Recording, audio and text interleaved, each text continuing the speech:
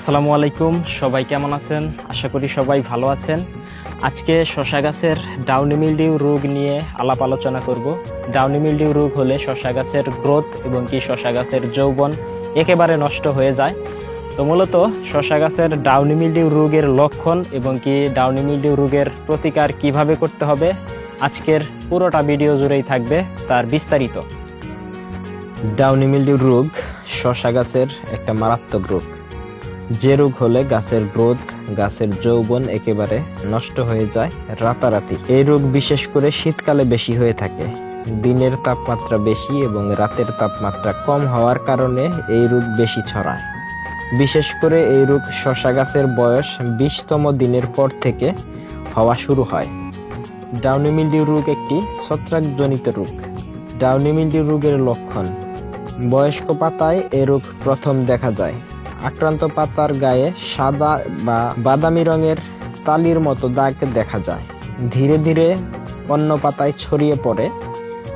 পাতায় ছোপ ছোপ দাগ পড়া, পাতা উল্টালে পাতার নিচে পানি ভেজা দাগ দেখা যায়। পাতায় দাগ হয়ে ঝলসে যাওয়া। এই রোগের 3টা স্টেপ আছে: প্রথম স্টেপ, দ্বিতীয় স্টেপ এবং কি তৃতীয় স্টেপ। ডাউনি মিলডিউ রোগ যখন প্রথম স্টেপে আসে তখন কিন্তু ডাউনি মিলডিউ রোগ খালি চোখে দেখা যায় না।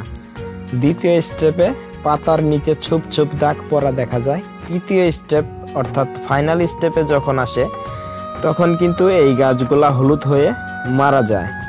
তো বুঝতেই পারছেন এই রোগ শসা গাছের জন্য কতটা ভয়াবহ। ডাউনি মিলডিউ রোগ থেকে শসা গাছকে বাঁচাতে কি করবেন? ডাউনি মিলডিউ থেকে শসা গাছকে বাঁচাতে অবশ্যই ছত্রাকনাশকগুলা 7 দিন পর পর ঘুরিয়ে ফিরিয়ে স্প্রে করবেন, যেমন ক্যাব্রিওটপ, সাইনিল, রুবলাল, ইনফিনিটি প্রো, ম্যালিডিডিউ, ভোলারে।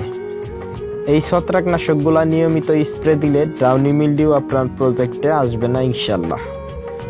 আর যদি ডাউনি মিলডিউ রোগ আপনার প্রজেক্টে হয়ে যায় তাহলে আপনারা অবশ্যই 7 দিন পর পর নিস্তার প্লাস সেলটিমা, রুবলাল, ভোলারে, জ্যাম্প্রো, ম্যালিডিডিউ প্লাস ইনফিনিটি প্রো এই ছত্রাকনাশকগুলা অন্তত 7 দিন পর পর প্রজেক্টে ঘুরিয়ে ফিরিয়ে স্প্রে দিবেন।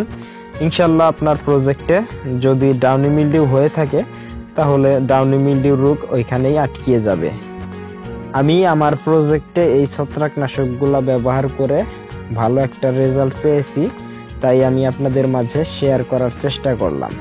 তো আজকে শসা গাছের ডাউনি মিলডিউ রোগ নিয়ে আলাপ আলোচনা করা হলো। পরবর্তী ভিডিওতে আমি দীপু হোসেন আপনাদের মাঝে হাজির হব অন্য কোনো বিষয় নিয়ে। তো সে পর্যন্ত সবাই ভালো থাকবেন, সুস্থ থাকবেন আর অবশ্যই আমার চ্যানেলটি সাবস্ক্রাইব করে রাখবেন। আল্লাহ হাফেজ।